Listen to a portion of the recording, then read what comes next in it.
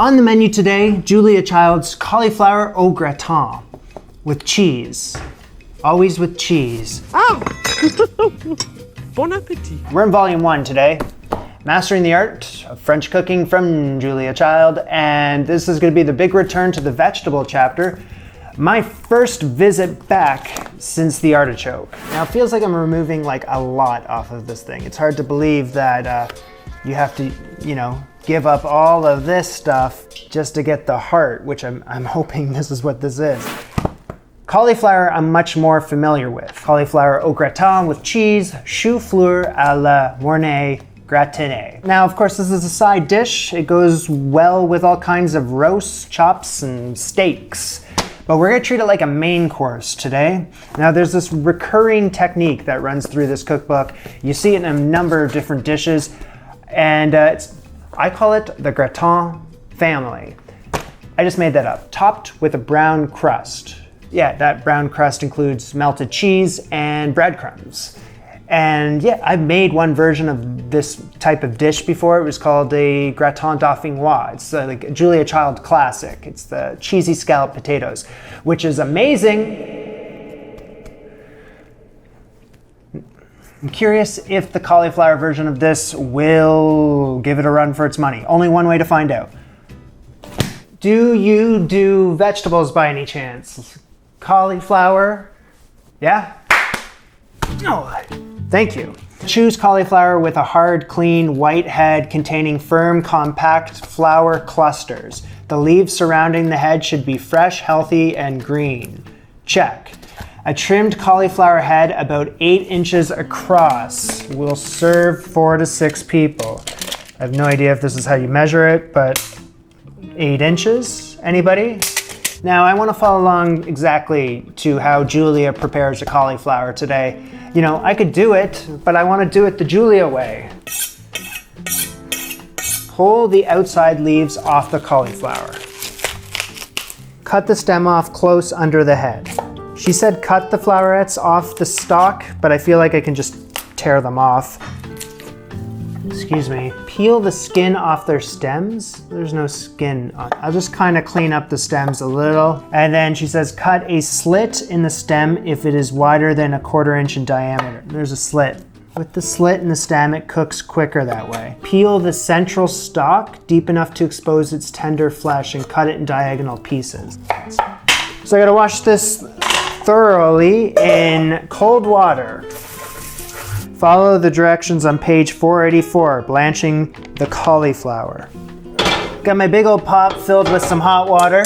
Get that to a boil, but speed up the process. I already had some boiling hot water next to me.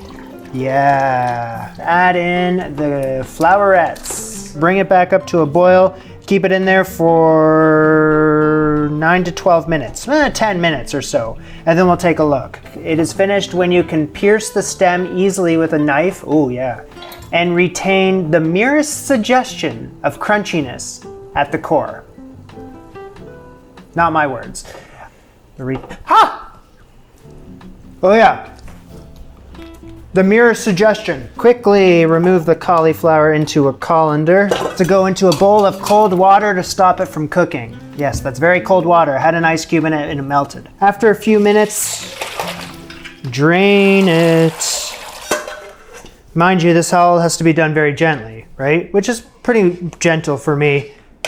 Cauliflower has been blanched. Moving on. So I'm gonna make this sauce mornay. It's a bechamel with cheese. Quick recap. Bechamel is a quickly made milk-based foundation requiring only the addition of butter, cream, herbs, or other flavorings to turn it into a proper sauce. I hope I don't need cream. I think it was just milk.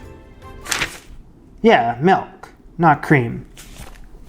So the cookbook is kind of tripping me out a bit. Just to overcomplicate things, let me try to break down what this recipe is trying to tell me to do.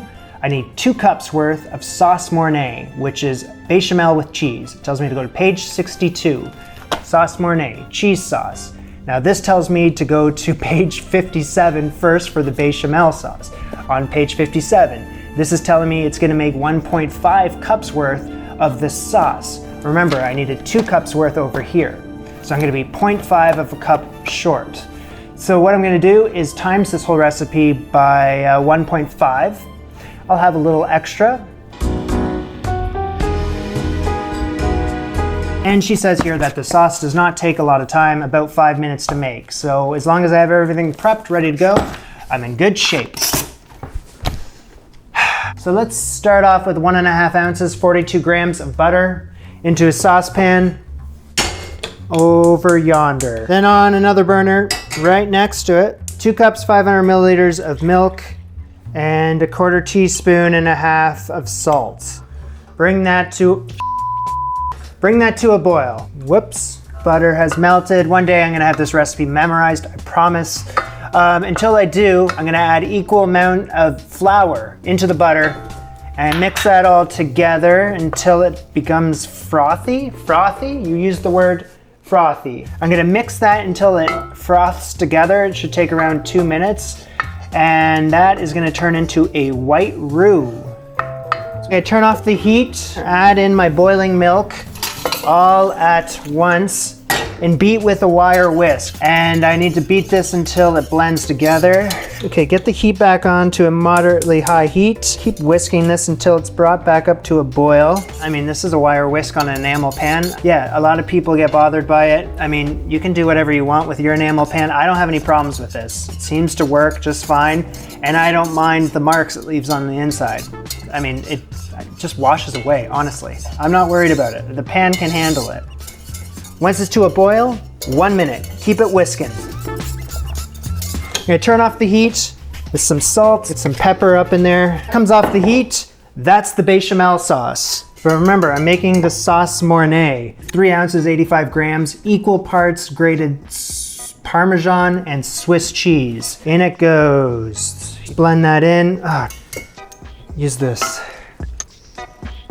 Holy, that looks good. The cheese is all incorporated.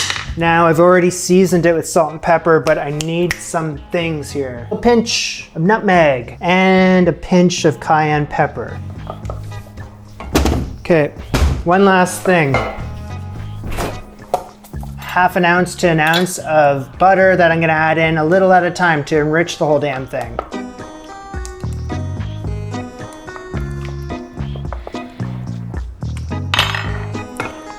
Holy hell. Sauce mornay, baking dish. 2 inches deep, 8 inches long. Great. Lightly buttered. I need all that. Lightly buttered.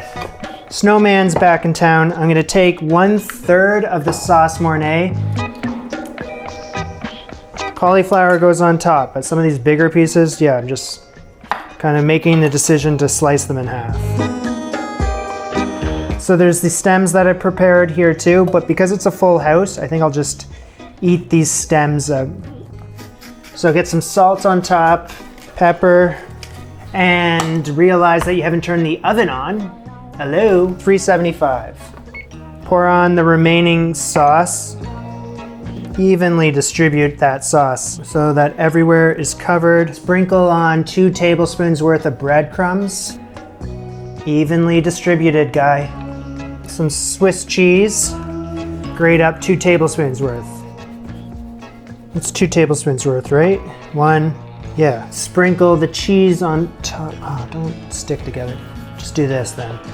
Ay, sticking, it's clumping. I grated the cheese on the cutting board, and then when I grabbed it and put it on top, it clumped together.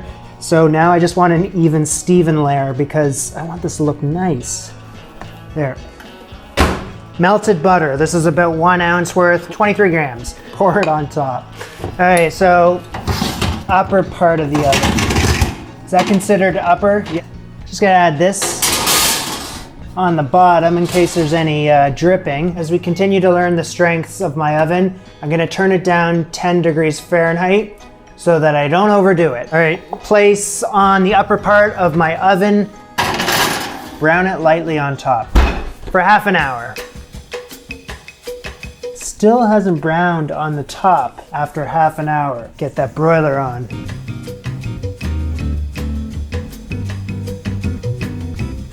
That looks all right to me. Order up.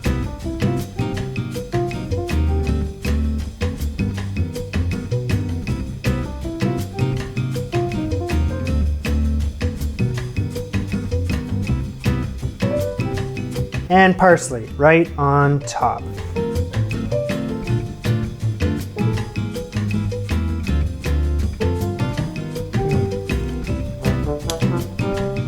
I mean, you know I like this. You can't not like this. So,